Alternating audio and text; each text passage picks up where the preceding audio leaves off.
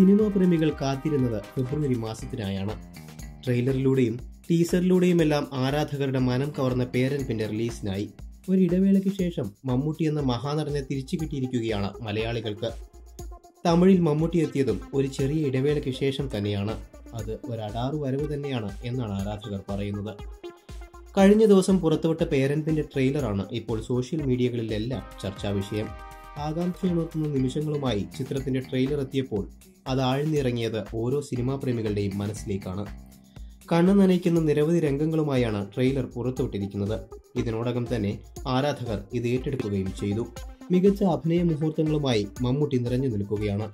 ചെന്നൈയിൽ നടന്ന വികടൻ Sini awards വേദിയിലാണ് Mammootty trailer പുറത്തിറക്കിയത്.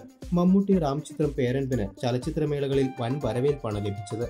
ഗോവയിൽ വെച്ച് സിനിമ കണ്ടവരെല്ലാം മനസ്സിൽ തൊടുന്ന വാചകങ്ങളാണ് കുറിച്ചത്. പാരാലിസിസ് ബാധിച്ച പെൺകുട്ടിയുടെ അച്ഛനായ അമുദൻ എന്ന കഥാപാത്രത്തെയാണ് അദ്ദേഹം അവതരിപ്പിക്കുന്നത്.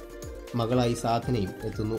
എന്തൊരു മനുഷ്യനാണ് മമ്മൂട്ടിയെന്നും ഉള്ളുനീറുന്ന കഥ പറയുന്ന ചിത്രത്തിന്റെ ട്രെയിലർ കണ്ടപ്പോൾ തന്നെ മനം നിറഞ്ഞുവെന്നും ആരാധകർ കുറിക്കുന്നു.